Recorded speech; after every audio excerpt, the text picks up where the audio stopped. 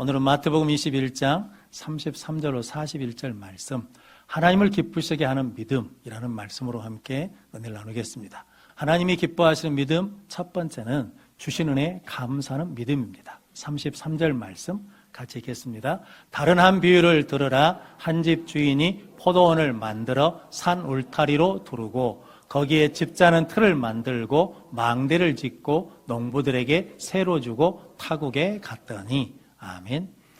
예수님께서는 지난주에 대제사장과 백성의 장로들이 말씀을 듣고도 뉘우쳐 믿지 않으니까 다시 한 비유를 말씀해 주셨습니다. 그 이유는 뭐 때문이냐면 그들이 믿고 구원받기 위해서 조금 더 직접적인 비유를 말씀하시거든요.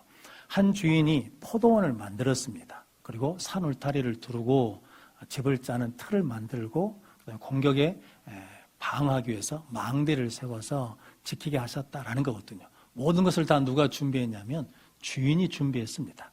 땅도 누가 준비했냐면 주인이 준비했습니다. 포도나무도 누가 심었냐면 주인이 심었습니다.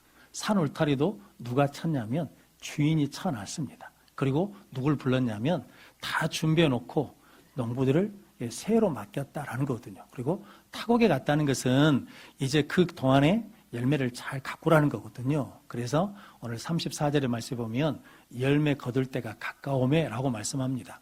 이스라엘에서는 포도원을 새로 만들면 5년이 지나면 그때부터 수확을 한답니다. 농부들은 처음 부름을 받았을 때, 처음 포도원에 들어가서 일할 때는 어떤 마음으로 일했겠습니까? 기쁘고 감사한 마음으로 일했겠죠.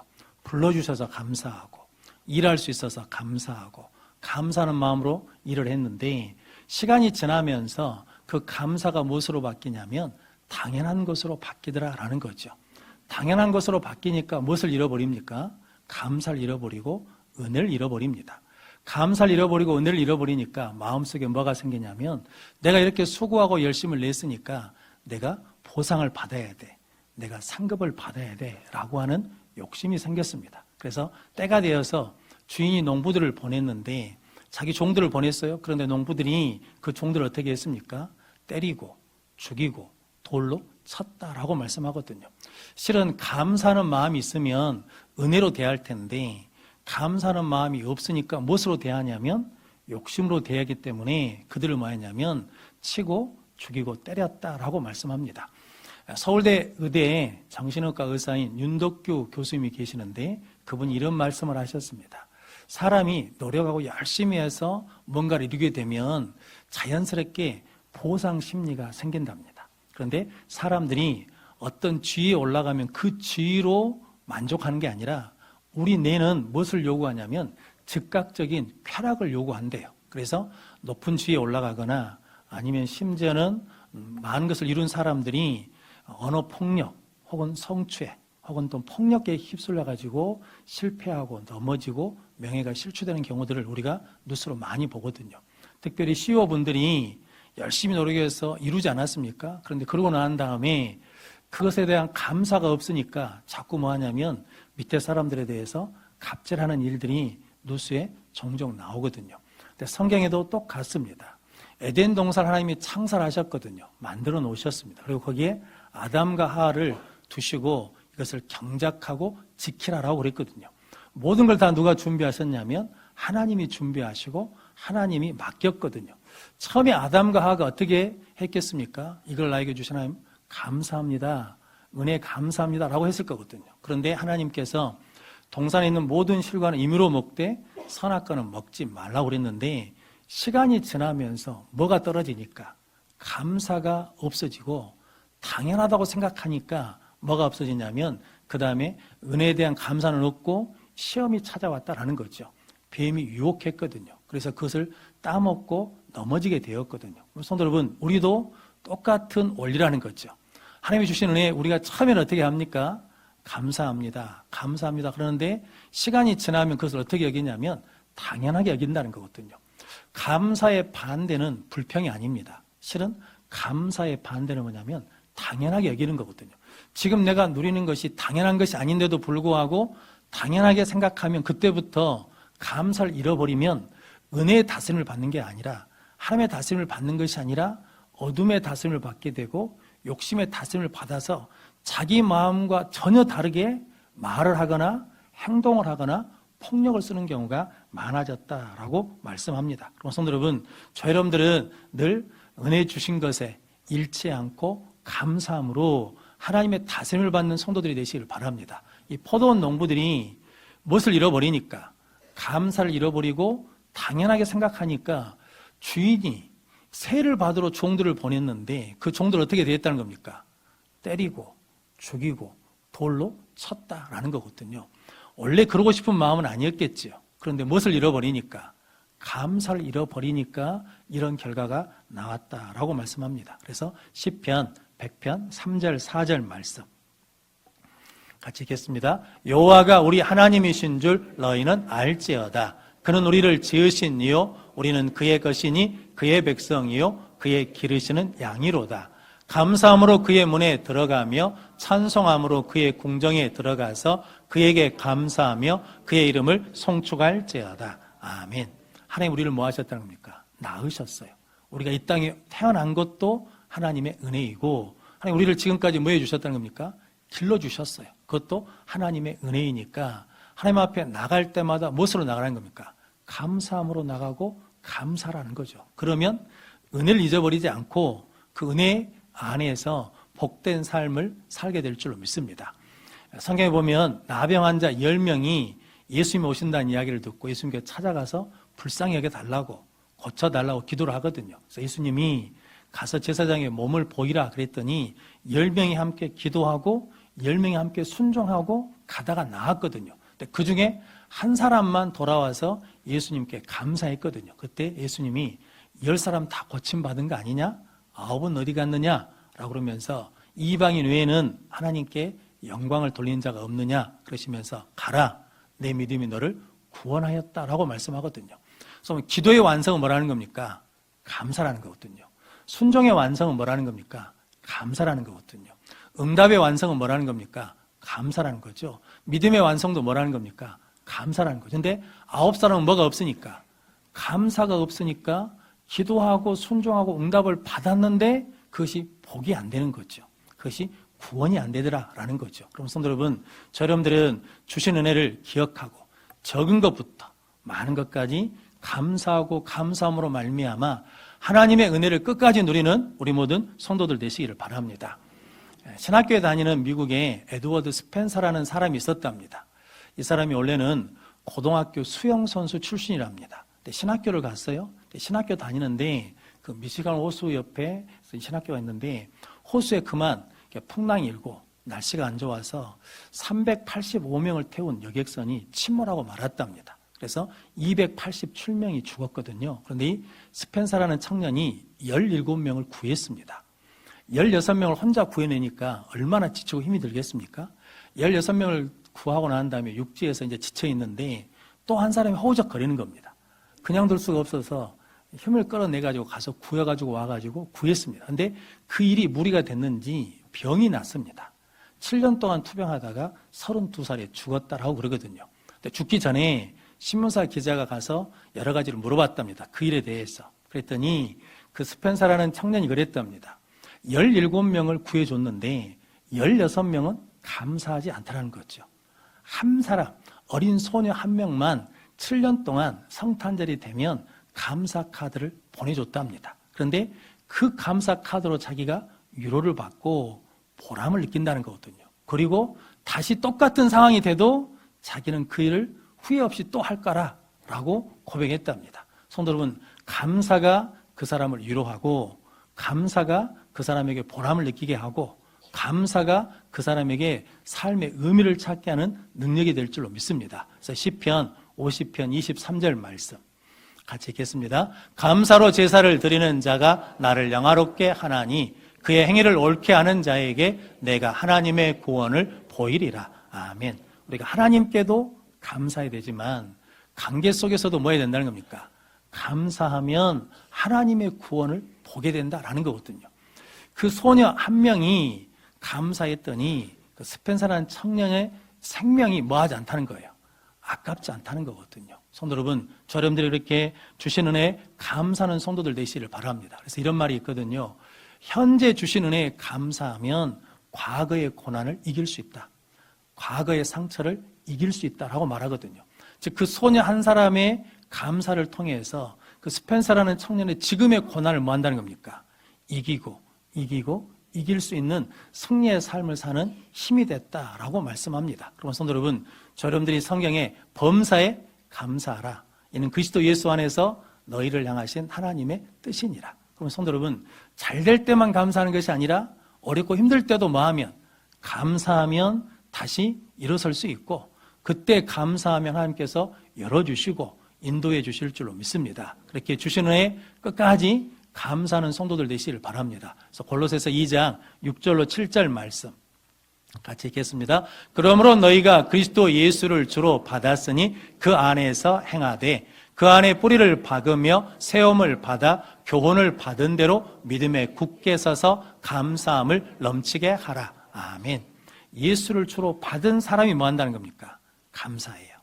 그리고 예수님께 뿌리를 내린 사람이 뭐 한다는 겁니까? 감사해요. 믿음에 굳게 선 사람이 뭐 한다는 겁니까? 감사한다는 거죠. 근데 감사를 아끼지 말라는 거죠. 감사를 말하는 거예요. 넘치게 하라라는 거거든요. 그런데 성도 여러분, 반대로 생각하면 감사하는 사람이 예수를 주로 받을 수 있다는 거죠. 감사하는 사람이 예수님께 뿌리를 내려요.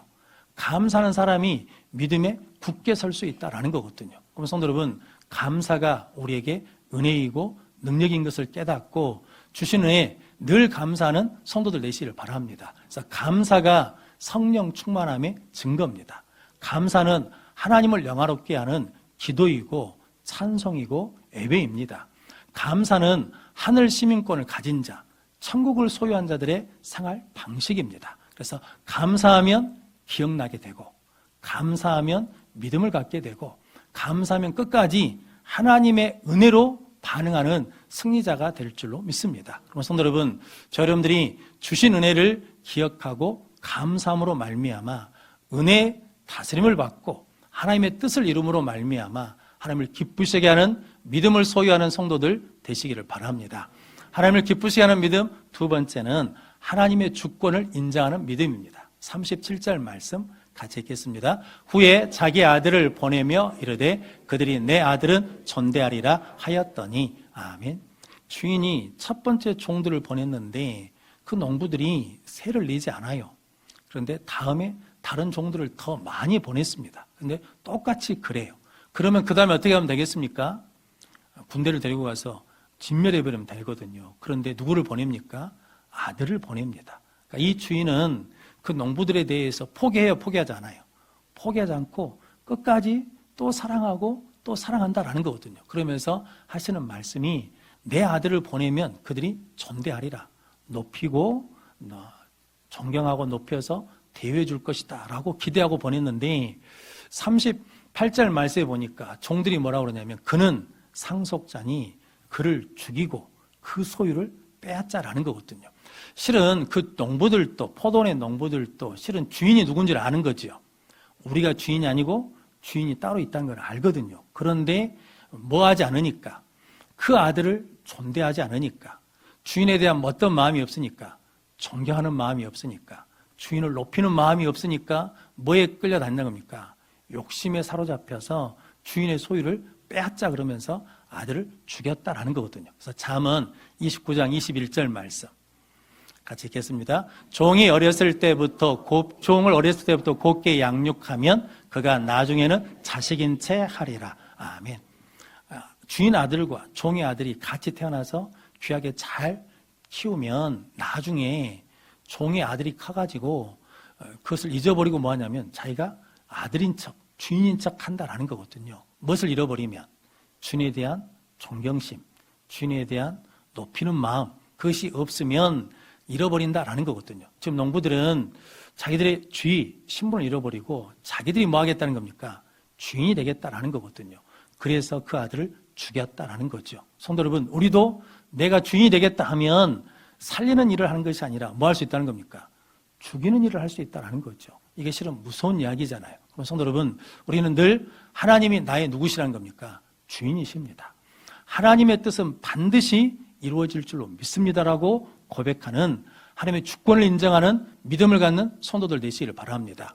성경에 요나단이라는 사람이 있거든요.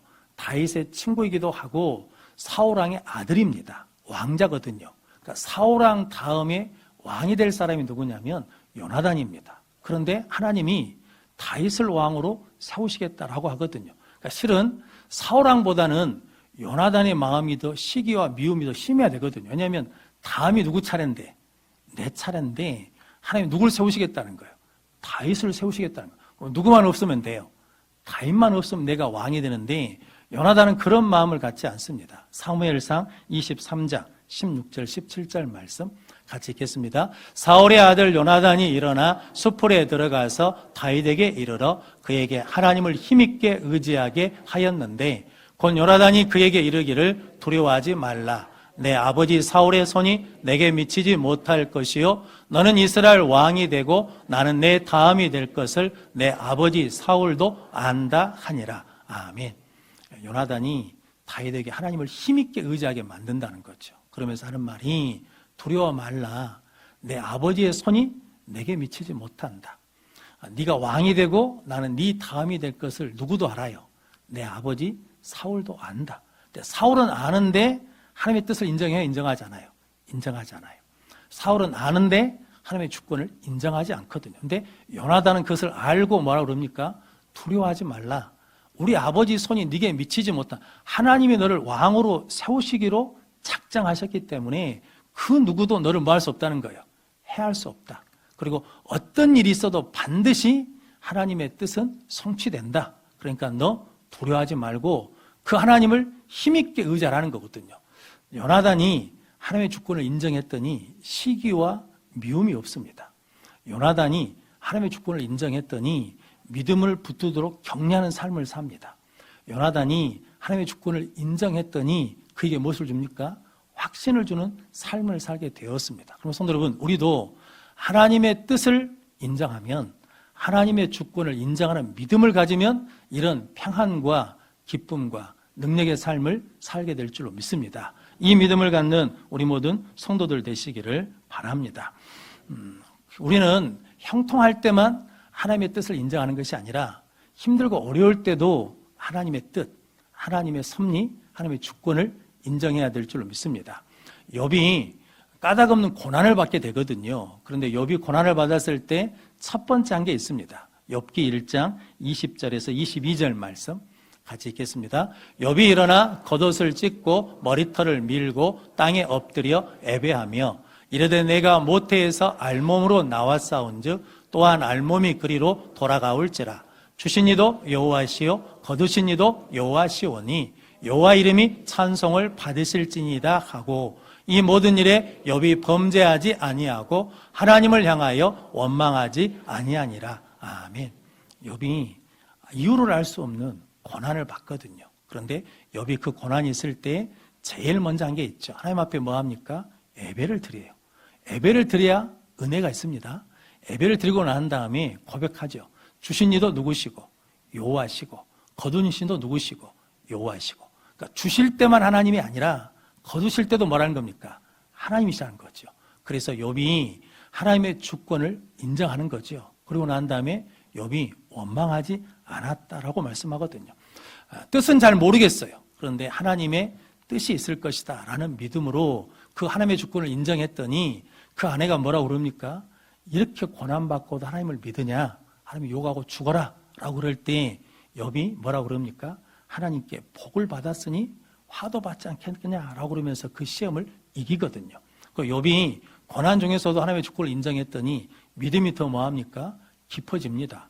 새로운 하나님을 만나게 되거든요. 그리고 하나님이 갑절로 복을 주셨습니다. 그럼 성도 여러분, 저 여러분들이 하나님의 주권을 인정하면 고난을 이길 수 있고 고난 속에서도 소망을 갖게 되고 고난 속에서도 함께 하시는 하나님을 새롭게 만나는 능력의 삶을 살게 될 줄로 믿습니다. 그렇게 하나님의 주권을 인정하는 믿음을 소유하는 성도들 되시기를 바랍니다.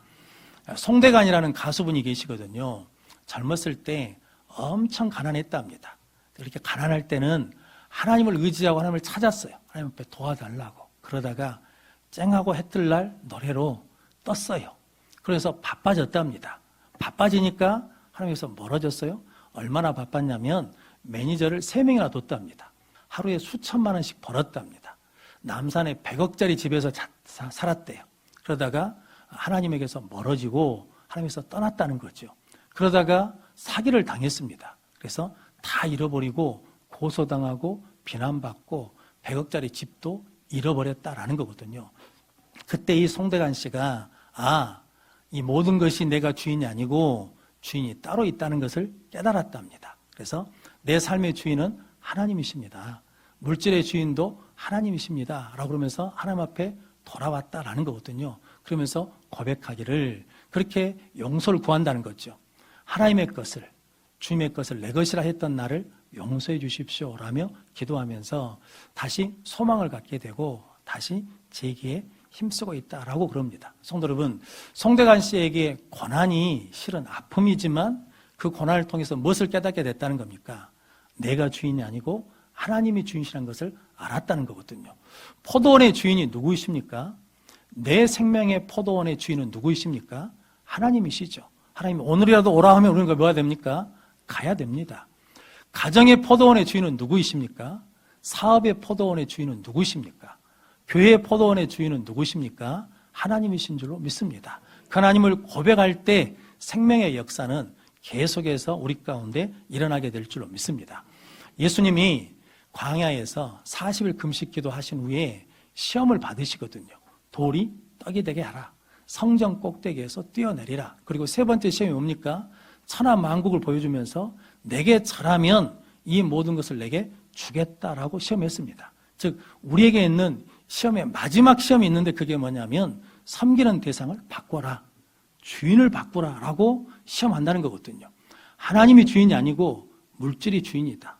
명예가 주인이다. 네가 주인이다라고 하면서 시험한다는 거거든요. 그때 예수님이 어떻게 물리치셨습니까? 마태복음 4장 10절 말씀 같이 읽겠습니다. 이에 예수께서 말씀하시되 사탄아 물러가라 기록되었으되 주 너희 하나님께 경배하고 다만 그를 섬기라 하였느니라. 아멘.